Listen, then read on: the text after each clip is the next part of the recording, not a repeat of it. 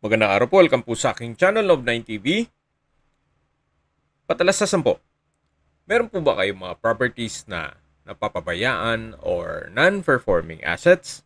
Plan nyo yung ibenta, pero wala kayong oras sa pagbenta nito.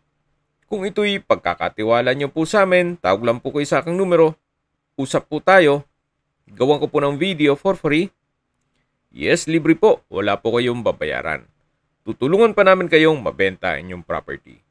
Kami na po bala sa marketing, sa boosting, or paid ads.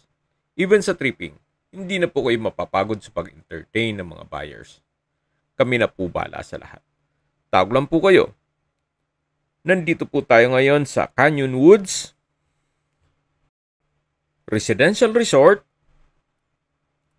kung saan ito po'y isang exclusive community.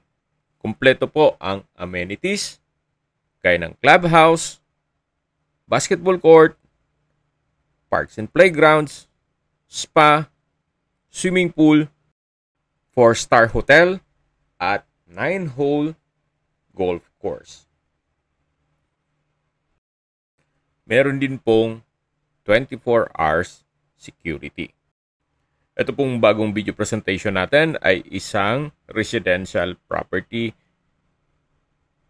Mula po dito sa property line, dito sa taas, yan matatanaw natin yung mismong daan, yung concrete road. May lot area po ito na 334 square meters.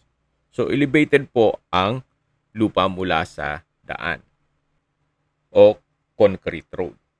Ito po yung nasa mataas na lugar. Ang estimated elevation above sea level ay 1,640 feet. Meron po itong overlooking view ng Tagaytay.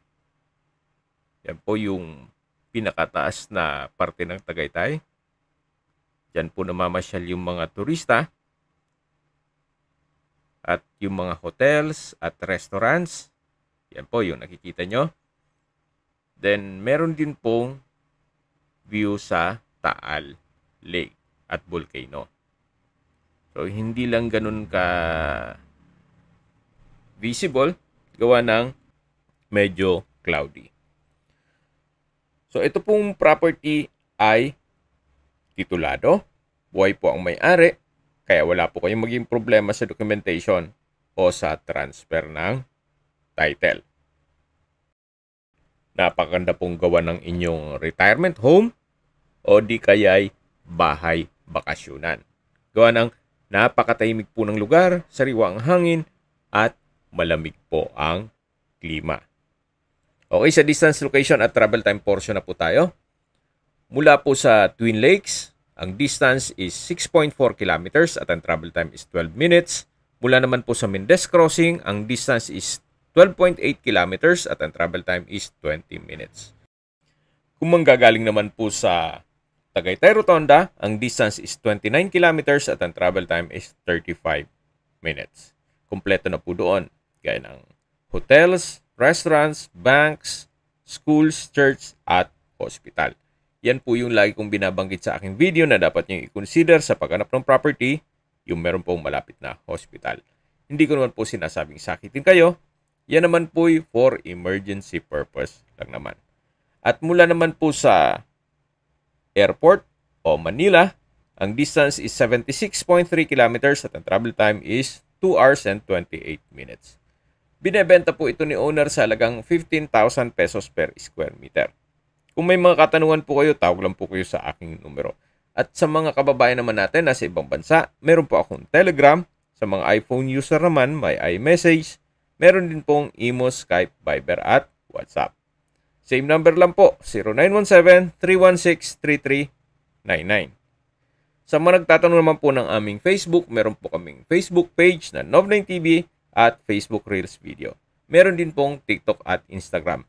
May ibang YouTube channel po kami na Love9 TV on the Spot, The Love9 TV Listings, at The Love9 TV channel.